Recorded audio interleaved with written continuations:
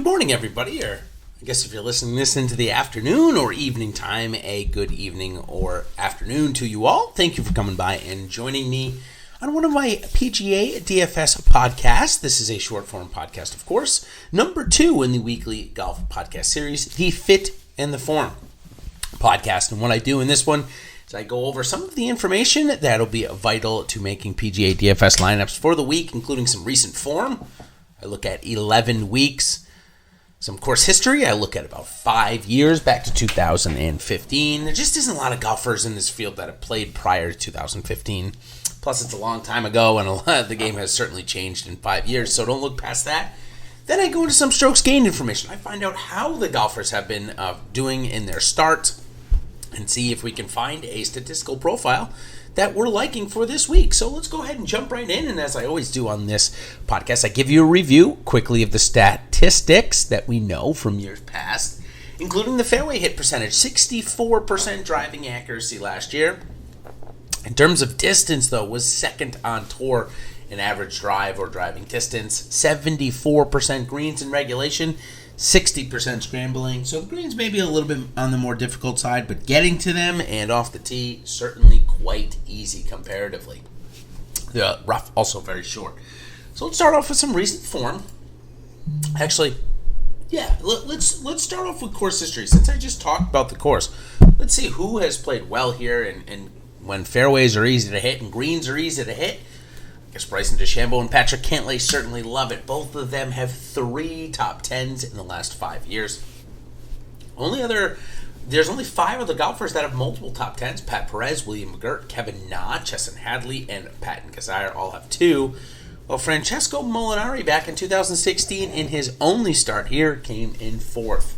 Good to see him back and playing this week. When we switch over to our top 25s here at TPC Summerlin, 8 par 71, 7,300 yards, remember? It's going to include Bryson DeChambeau and Patrick Cantlay as some golfers with 3 top 25s. A couple other ones have done it, include Luke List and Scott Piercy, while 5 others, obviously the ones that does not include Pat Perez, William McGirt, Kevin Na, Chesson Hadley, and Patton Kizzire. They, of course, all have 2 top 25s because they have 2 top 10s.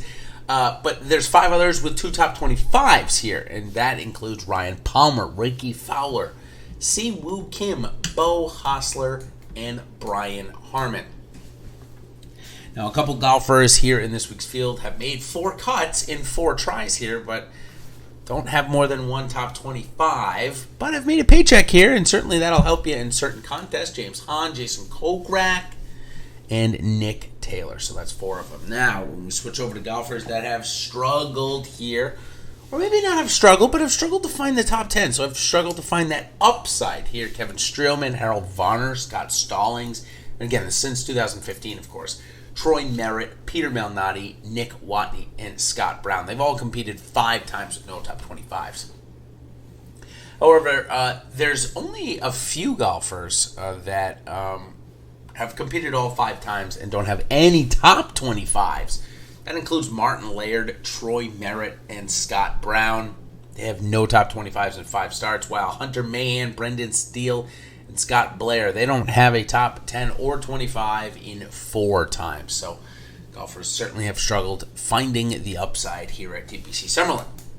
And, I guess it's tough to pinpoint an exact reason as to why, but that's just the way it works out and sometimes.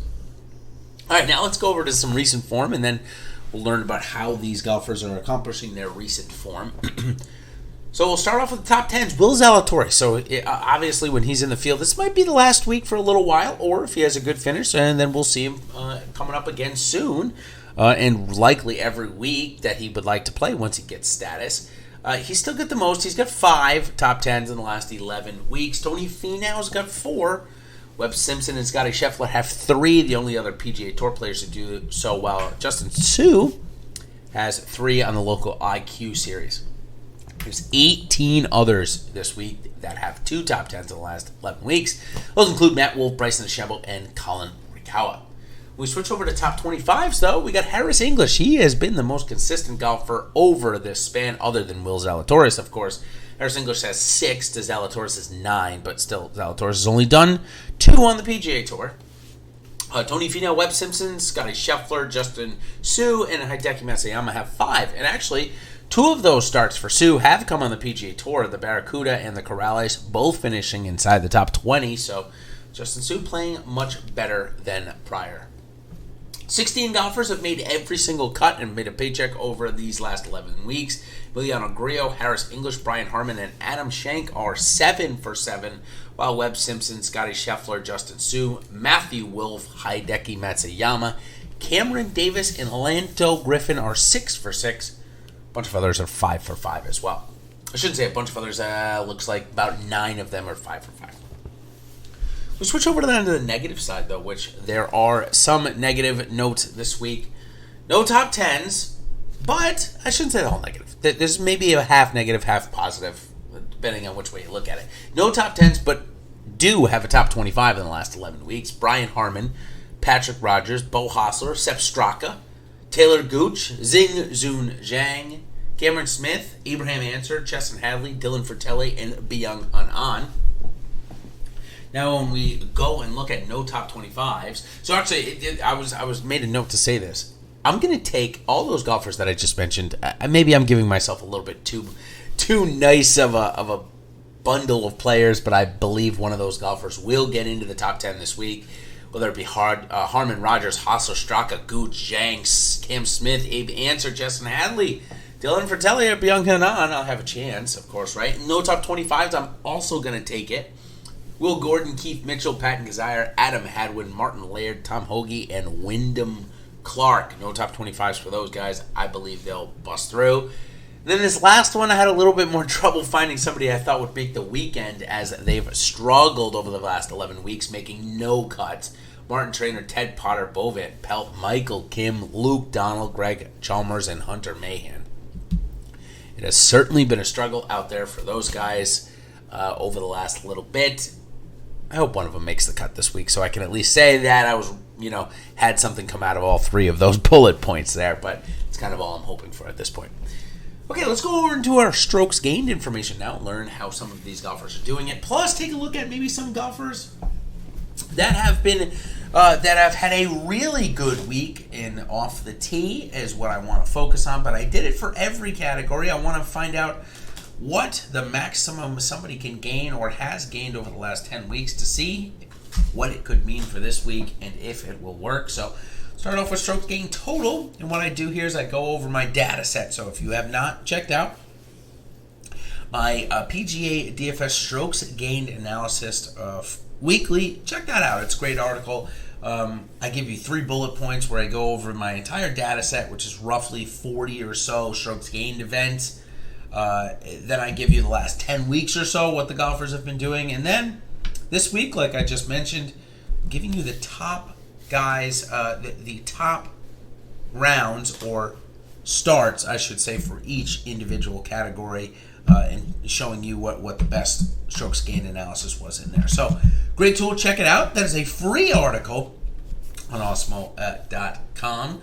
So check that out. Whether you have an Awesemo Plus subscription or not, it is free for you to check out. So go ahead and do that. Now, okay, let's go in, and we're going to go down the list a little bit. Bryson DeChambeau, he is 12 of 27 in gaining at least 2 strokes.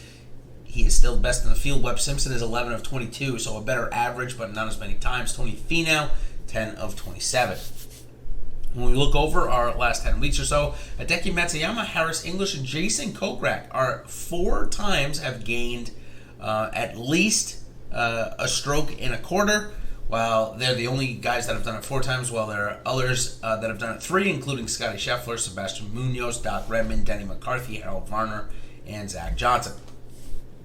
Now, we switch over to that graphic that I told you about.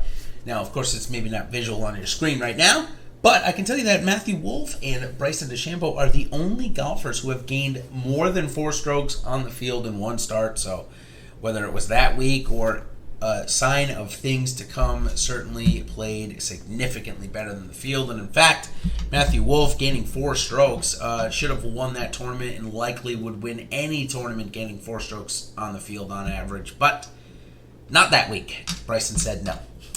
Now when we move on to tee to green, Sergio and Garcia and Hideki Matsuyama reign supreme here in terms of consistency, if that's what you're looking for. They're the only ones that are above 50% of gaining at least one stroke tee to green in their starts. Some honorable mentions, though, like Paul Casey, Emiliano Grillo, and Harold Varner. They've all done it in the 40% of their time. Now, when we look over the last couple of weeks, Tony Finau, Scotty Scheffler, Russ Henley, Siwoo Kim. Those are the only guys that have gained over 1.75 strokes tee to green 3 times over the past 11 weeks. So really in form are those 4 guys. And one of the guys that was maybe one of the most surprising in terms of their strokes gained tee to green in a week was Cam Smith. He came in over 3 a couple of weeks ago, so certainly that would suggest that form is probably not too far away, unless it was just a blip in the radar and he's going to regress. Certainly that doesn't typically happen when you see a golfer do that well, so look for Cam Smith to be in the mix this week. Now we switch to off the tee, which has been so paramount here.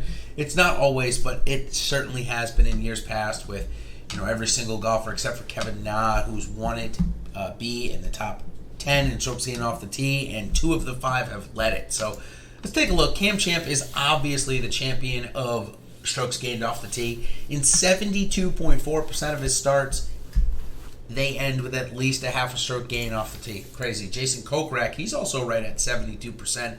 Sergio Garcia dips a little bit. He's in at 70.59%. They're a good 10% above everybody else. Matthew Wolff and Bryson DeChambeau are the next 2 best.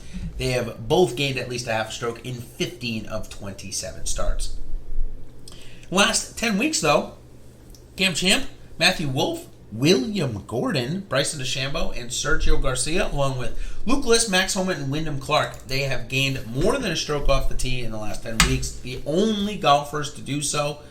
Certainly somebody to take a look at. Best starts, however, over those last 10 weeks. I'm sorry, they've gained over a stroke twice in the last 10 weeks. They're the only golfers to do it twice. Sorry about that. Best starts over the last 10 go to Bo Hostler. He's interesting, up in the top 10, as is Keith Mitchell, Wyndham Clark, Luke List, and William Gordon, who I just mentioned. So certainly targeting those guys this week on a course that if you keep the ball semi in play, you're going to have a ton of birdie looks. Obviously, it'll come down to putting. It always does. But certainly golfers that are putting the ball in play and advantage-wise are the ones you want to be focusing on this week. Okay, now these next batch of golfers, we're going to take a look at strokes gained that if they put the ball in the fairway at a much higher clip than the field, you can count on these guys having more quality birdie looks than everybody else.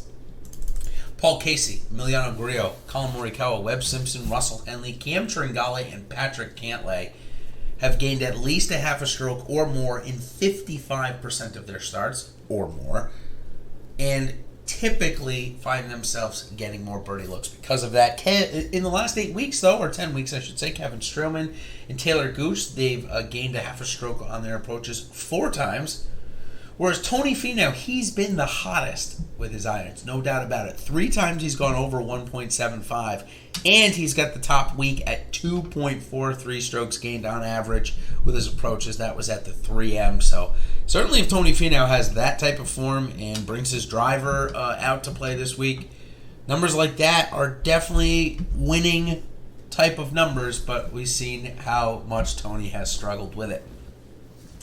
Around the green, Brian Harman, Keegan Bradley, and Fabian Gomez have all gained at least a stroke 6 times in their brief stint. I shouldn't say brief stint. I think Harman and Bradley both have 27 or more starts. Fabian Gomez maybe 23. Nobody has been as good as Harris English, though. Maybe he's just learned how to put some English on the golf ball. Oh, that was pretty terrible, I'm sorry. But still, he has been the most consistent, gaining at least a quarter of a stroke around the green 6 times in the past 10 weeks. So pretty good there. Now let's go to the moneymaker. Strokes gained putting. Here we go. Denny McCarthy's in the field, so obviously he is still the best putter. He's the only one to have gained at least a stroke and a quarter 9 times. Taylor Gooch, Andrew Putnam, Patton Kizzire, Webb Simpson. Gooch, Putnam, and Kizzire have gained a stroke, and Hostler 7 times, while Simpson, Na, and McNeely have done it 6 times. Okay, over the last 10 weeks or so, Peter Malnati, Louis Oosthuizen, Chesson Hadley, and Maverick McNeely are the only ones to gain over a stroke multiple times, while Maverick McNeely has the highest week of in terms of average. I said highest round in my notes. That's why I stuttered a little bit there. I apologize. It's the highest week. He gained 2.77 on average strokes gained putting last week down at the Sanderson Farms. Very, very impressive. So, of course, all of this information, if it's too much for you or if you want to see it in written form, I have my strokes gain analysis info article on the Awesemo website, as I've already mentioned. But what I also do is I have all of this information, the actual strokes gain data, as part of our Awesemo Plus package. You get all of that data for just $9.95 for the week, $29.99 for the month. And now we're up to, let's see, it's August 6th today. The Masters is just over 30 days away, so you'll be getting beginning coverage of the Masters tournament for sure in there if you decide to join us for the month. And still a great amount of golf coming up. We've got, of course, this week here in Vegas. We're staying here for a week as a huge field is expected to be gathered at Shadow Creek Golf Course next week. And then, of course, Tiger Woods back on the golf course at the Zozo Championship at Sherwood Country Club there in California. So a good couple of weeks here, including this one of golf, before we get the big one, the Masters, coming up in not too long. So a great time to join us on that side. So until next time, everybody, this is the second of third Awesemo Golf Weekly podcast series. If you're listening on YouTube, I appreciate it and thank you. Of course, if you're on travel, check out our Awesemo Podcast Network. You can find that right on our homepage. Click podcast and scroll over to the Awesemo Golf one and you'll find it there. And of course, my third and final series each and every week, the Against the Grain pod, will be out tomorrow morning right around 9 o'clock, talking about ownership for the upcoming slate. So until then, everybody, thanks for joining the Fit in the Form podcast, and we will see you on the other side. Cheers.